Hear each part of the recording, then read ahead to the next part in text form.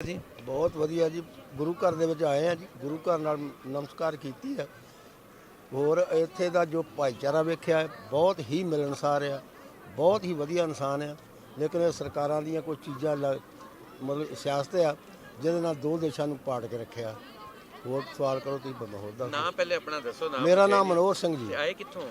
ਪੰਜਾਬ ਤੋਂ ਜੀ, ਅੰਮ੍ਰਿਤਸਰ। ਸ਼ੁਰੂ ਤੋਂ ਅੰਮ੍ਰਿਤਸਰ ਦੇ ਹੋ ਕਿ ਇੱਧਰੋਂ ਗਏ ਹੋਏ ਹੋ? ਨਹੀਂ, ਸ਼ੁਰੂ ਤੋਂ ਜੀ, ਉੱਥੇ ਲੋਕਲ ਆ ਸੀ। ਤੇ ਉੱਥੇ ਇੱਥੇ ਆਏ ਹੋ ਤੁਸੀਂ ਇੱਕ ਵਾਰੀ ਜਦੋਂ ਆਏ, ਪਹਿਲੀ ਵਾਰੀ ਆਏ ਪਹਿਲੇ ਵੀ ਕਦੀ ਆਏ? ਪਹਿਲੀ ਵਾਰ ਆਇਆ ਜੀ। ਜਦੋਂ ਤੁਸੀਂ ਆਏ ਹੋ ਪਹਿਲੀ ਵਾਰੀ ਤੁਸੀਂ ਬਾਬਾ ਦਾ ਦੇਖਿਆ ਦੁਬਾਰਾ, ਕਿਹਦਾ ਲੱਗਿਆ? ਕੀ ਤੁਹਾਡੇ ਕੀ ਮਹਿਸੂਸ ਆ ਫੀਲਿੰਗ? ਮੈਂ ਤੇ ਇੱਕ ਪਰਮਾਤਮਾ ਨੂੰ ਮਹਿਸੂਸ ਕੀਤਾ ਵੀ ਇਹ ਪਰਮਾਤਮਾ ਜੇ ਕਿਤੇ ਹੈ ਤੇ ਇੱਥੇ ਹੈ। ਗੁਰੂ ਸਾਹਿਬ ਦਾ ਜਿੱਥੇ ਜਨਮ ਹੋਇਆ, ਜਿਨ੍ਹਾਂ ਨੇ ਇਸ ਚੀਜ਼ ਨੂੰ ਮਤਲਬ ਚਲਾਇਆ, ਇਸ ਪੰਥ ਨੂੰ ਚਲਾਇਆ, ਉਹਨਾਂ ਨੂੰ ਸੀਸ ਨਿਵਾਉਣ ਵਾਸਤੇ, ਉਹਨਾਂ ਨੂੰ ਨਮਸਕਾਰ ਕਰਨ ਵਾਸਤੇ ਅਸੀਂ ਇੰਡੀਆ ਤੋਂ, ਪੰਜਾਬ ਤੋਂ ਇੱਥੇ ਆਏ ਹਾਂ। ਅੱਛਾ, ਉੱਥੇ ਤੁਸੀਂ ਸੁਣਦੇ ਹੋਵੋਗੇ ਕਿ ਪਾਕਿਸਤਾਨ ਨਾ ਜਾਣਾ, ਉੱਥੇ ਹਾਲਾਤ ਠੀਕ ਨਹੀਂ ਗਏ, ਉੱਥੇ ਚਲੇ ਗਏ, ਇਦਾਂ ਹੋ ਜਾਣਾ। ਇਹ ਸਾਰੀ ਗਲਤਫਹਿਮੀ ਆ।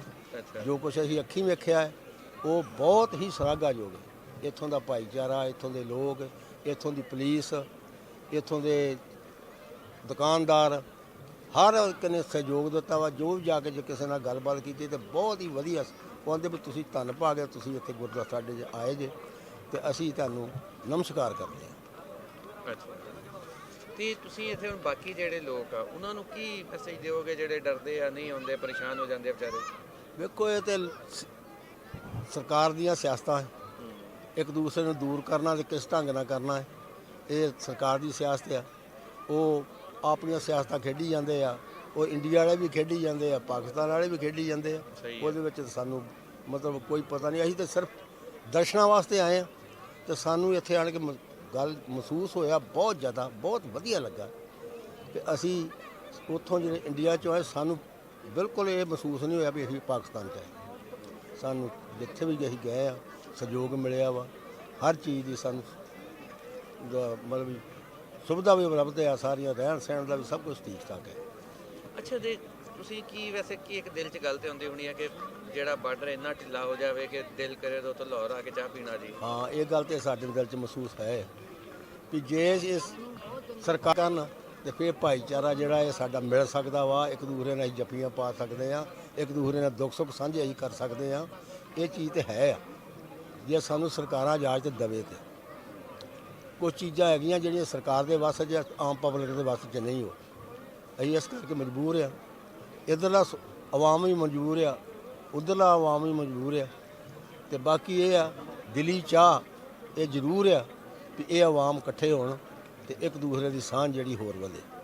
ਤੇ ਕਰਤਾਰਪੁਰ ਵੀ ਚੱਕਰ ਲੱਗਿਆ ਜੀ? ਲਾਂਘੇ ਥਾਣੀ? ਹਾਂਜੀ। ਕਿਹਦਾ ਲੱਗਿਆ ਕਰਤਾਰਪੁਰ? ਬਹੁਤ ਵਧੀਆ ਜੀ। ਉਹ ਵੇਖੋ 70 ਸਾਲ ਦੇ ਬਾਅਦ ਉਹ ਰਸਤਾ ਖੁੱਲ੍ਹਿਆ ਤੇ ਬਹੁਤ ਹੀ ਆਮ ਮਨ ਨੂੰ ਸੰਤੋਸ਼ ਮਿਲਿਆ, ਸੰਤੁਸ਼ਟੀ ਮਿਲੀ ਆ ਵੀ ਇਹ ਵੀ ਇੱਕ ਗੁਰੂ ਦਾ ਘਰ ਆ ਜਿੱਥੇ ਸਾਨੂੰ ਮੌਕਾ ਮਿਲਿਆ ਕਿ ਅਸੀਂ ਜਾ ਕੇ ਆਪਣੇ ਗੁਰੂ ਨੂੰ ਸਜਦਾ ਕਰ ਸਕੀਏ, ਗੁਰੂ ਦੀਆਂ ਸਿੱਖਿਆਵਾਂ ਨੂੰ ਲੈ ਸਕੀਏ। ਇਹ ਚੀਜ਼ਾਂ ਅਸੀਂ ਉੱਥੇ ਵੇਖੀਆਂ। ਉਹ ਅੱਜ ਕੱਲ੍ਹ ਹੁਣ ਬੰਦ ਆ, ਪਾਕਿਸਤਾਨ ਵੱਲੋਂ ਤੇ ਖੋਲ੍ਹ ਦਿੱਤਾ, ਉਧਰੋਂ ਨਹੀਂ ਹੁਣ ਖੋਲ੍ਹਦੀ ਵੀ ਮੋਦੀ ਸਰਕਾਰ। ਤੇ ਉਹਦਾ ਹੁਣ ਕੀ ਤੁਹਾਡੀ ਅਰਦਾਸ ਕਰ ਰਹੇ ਹੋ ਬਾਬੇ ਅੱਗੇ ਕਿ ਉੱਥੇ ਜਾ ਕੇ ਕੋਈ ਧਰਨਾ ਲਾਉਣ ਦਾ ਪ੍ਰੋਗਰਾਮ ਆ ਕਿ ਖੋਲ੍ਹਣ?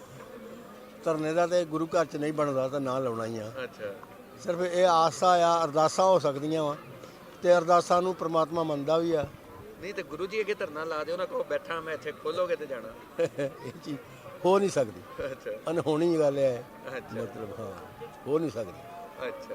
ਅੱਛਾ, ਹੁਣ ਤੁਸੀਂ ਦੇਖੋ ਉੱਥੇ ਕਿਸਾਨਾਂ ਨੇ ਧਰਨਾ ਲਾਏ ਹੋਏ, ਮੋਰਚੇ ਲਾਏ ਹੋਏ ਆ ਤੇ ਆਪਣੇ ਮੰਗਾਂ ਜਿਹੜੀਆਂ, ਆਪਣੇ ਟੈਕਸ, ਦੂਜੇ ਮਾਮਲੇ, ਉਹਨਾਂ ਲਈ ਤੇ ਉਹਨਾਂ ਨੇ ਲਾਤੇ ਧਰਨੇ। ਇੱਕ ਨਿੱਕਾ ਜਿਹਾ ਜੇ ਧਰਨਾ ਲਾ ਦਿੰਦੇ ਕਿ ਕਰਤਾਰਪੁਰ ਦਾ ਰਾਹ ਵੀ ਖੋਲੋ ਤੇ ਮੇਰਾ ਖਿਆਲ ਹੈ ਕੋਈ ਵੱਡਾ ਕੰਮ ਨਹੀਂ ਸੀ। ਧਾਰਮਿਕ ਦੇ ਖਿਆਲ ਮਤਲਬ ਧਾਰਮਿਕ ਸੰਸਥਾਵਾਂ ਜਿਹੜੀਆਂ ਨਾ, ਧਾਰਮਿਕ ਜਿਹੜੀਆਂ ਗੁਰੂ ਸਾਹਿਬ ਦੇ ਹੈਗੇ, ਦਿੱਲੀ ਜਾ ਕੇ ਧਰਨਾ ਲਾ ਦੇਣੇ ਕਿ ਖੋਲੋ ਕਰਤਾਰਪੁਰ। ਇਹ ਚੀਜ਼ ਅਜੇ ਵੇਖੋ, ਸਾਡੀ ਯੂਨੀਅਨ ਹੈ, ਅਸੀਂ ਵੀ ਉਹਦੇ ਵਿੱਚ ਮੈਂਬਰ ਹਾਂ। ਅੱਛਾ, ਸਾਡੀ ਯੂਨੀਅਨ ਜਿਹੜੀ ਹੈ, ਸਿਰਫ ਸਾਡਾ ਏਜੰਡਾ ਜਿਹੜਾ ਵਾ ਉਹ ਹੈਗਾ ਵੀ MSC ਜਿਹੜੀ ਹੈ ਨਾ ਉਹ ਲਾਗੂ ਰਵੇ। ਸਹੀ। ਤੇ ਉਹਦੇ ਉੱਤੇ ਸਾਡਾ ਸੰਘਰਸ਼ ਹੈ ਸਾਰਾ। ਰੋਕਾਂ ਵੀ ਲੱਗੀਆਂ ਬੜੀਆਂ, ਭਾਜਪਾ ਨੇ ਰੋਕਾਂ ਲਾਈਆਂ, ਮਤਲਬ ਉੱਥੇ ਰਸਤੇ ਵੀ ਪੁੱਟੇ ਗਏ ਆ, ਪੱਥਰ ਵੀ ਸੁੱਟੇ ਗਏ ਆ, ਗੈਸਾਂ ਵੀ ਸਾਡੇ 'ਤੇ ਸੁੱਟੀਆਂ ਗਈਆਂ। ਪਰ ਇਸ ਵੇਲੇ ਜ਼ਿਮੀਂਦਾਰ ਜਿਹੜਾ ਉਹ ਜਾਗਦਾ ਆ, ਸੁੱਤਾ ਨਹੀਂ ਗਾ।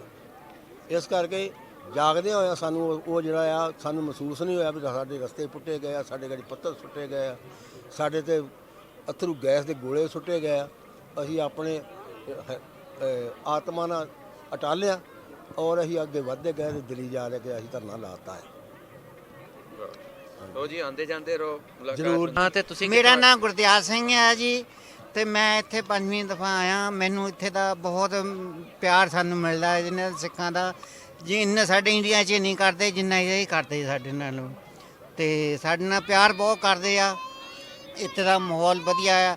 ਸਾਨੂੰ ਲੋਕ ਉਧਰ ਕੁਛ ਡਰਾਉਂਦੇ, ਕੋਈ ਨੇਤਾ ਡਰਾਉਂਦੇ ਆ ਵੀ ਉੱਧਰ ਨਾ ਜਾਓ, ਉਹਨੇ ਤੁਹਾਡੇ ਆਪਾਂ ਤੁਸੀਂ ਆਪਣੀ ਮੌਤ ਆਪ ਖਰੀਦਿਆ। ਮੈਂ ਕਿਹਾ ਜੇ ਸਾਡੀ ਆਉਣੀ ਆ ਤਾਂ ਇੱਥੇ ਹੀ ਬਹਿ ਜਾਣੀ, ਨਹੀਂ ਆਉਣੀ ਤਾਂ ਸਾਨੂੰ ਸਾਡਾ ਬਾਲ ਬਿੰਗਾ ਵੀ ਨਹੀਂ ਆਉਣਾ ਉੱਥੇ ਜਾ ਕੇ। ਹਾਂਜੀ। ਤੇ ਤੁਸੀਂ ਜਦੋਂ ਆਏ ਹੋ, ਤੁਸੀਂ ਅੰਦਰ ਆਏ ਹੋ ਪਹਿਲੀ ਵਾਰੀ, ਤੇ ਪਹਿਲੀ ਵਾਰੀ ਆਏ ਹੋ ਕਿ ਅੱਗੇ ਵੀ ਆਏ? ਮੈਂ ਅੱਗੇ 5ਵੀਂ ਵਾਰੀ ਇੱਥੇ ਆ ਚੁੱਕਾ। ਹਾਂ, 5ਵੀਂ ਵਾਰੀ ਮੇਰਾ ਇੱਥੇ ਵੀਜ਼ਾ ਲੱਗਾ ਆ। ਅੱਛਾ। ਤੇ ਮੈਨੂੰ ਘਰ ਦੇ ਵੀ ਕਹਿੰਦੇ ਤੇਰਾ ਵੀਜ਼ਾ ਨਹੀਂ ਲੱਗਣਾ, ਐਤਕੀ ਬੰਦੇ ਥੋੜੇ ਜਾਣੇ ਆ, ਮਾਹੌਲ ਖਰਾਬ ਆ। ਮੈਂ ਕਿਹਾ ਜੇ ਮਹਾਰਾਜ ਗੁਰੂ ਨਾਨਕ ਸਾਹਿਬ ਨੇ ਲਾਉਣਾ ਤਾਂ ਸਾਡਾ ਵੀਜ਼ਾ ਲਾ ਦੇਣਾ, ਉਹਨੇ ਲਾਉਣਾ। ਲੀਡਰਾਂ ਨੇ ਕੁਝ ਨਹੀਂ ਕਰਨਾ ਹੈਗਾ। ਉਹਦੇ ਜਦੋਂ ਮਿਹਰ ਹੋ ਜਾਣੀ, ਕਿਰਪਾ ਹੋ ਜਾਣੀ ਆ ਤਾਂ 9 ਨਹੀਂ ਤੇ 12 ਸਿੱਧਾ ਆ। ਹਾਂਜੀ। ਤੇ ਕਿੱਦਾਂ ਦਾ ਲੱਗਿਆ ਇੱਥੇ ਆ ਕੇ ਤੁਹਾਨੂੰ? ਮੈਨੂੰ ਤਾਂ ਇਹ ਇੰਨਾ ਬਹੁਤ ਵਧੀਆ ਲੱਗਾ ਆ, ਬਹੁਤ ਚੰਗਾ ਲੱਗਾ ਆ।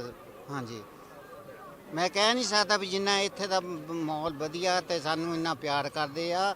ਇਹ ਸਾਡੇ ਭਾਈ ਸਾਹਿਬ ਬੈਠੇ ਆ, ਇਹ ਬਹੁਤ ਹੀ ਸਾਡੇ ਨਾਲ ਮਿੱਠੀਆਂ ਗੱਲਾਂ ਕਰਦੇ ਆ। ਸਾਡੇ ਪੰਜਾਬ 'ਚ ਇਦਾਂ ਨਹੀਂ ਹੈ।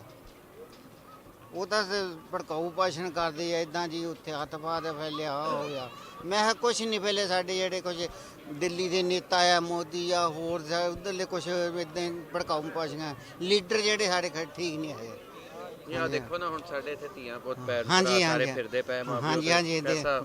ਮੈਨੂੰ ਤਾਂ ਇੰਨਾ ਬਹੁਤ ਸੋਹਣਾ ਲੱਗਦਾ ਵੀ ਇਹਦੇ ਨਾਲ ਆਸ ਵਿੱਚ ਜਿੰਨੇ ਕਿੰਨਾ ਮਿਲਾਪ ਹੁੰਦਾ ਆ। ਸਾਨੂੰ ਵੀ ਪੁੱਛਦੇ ਆ, ਅਸੀਂ ਉਹਨਾਂ ਨੂੰ ਵੀ ਪੁੱਛਦੇ ਆ।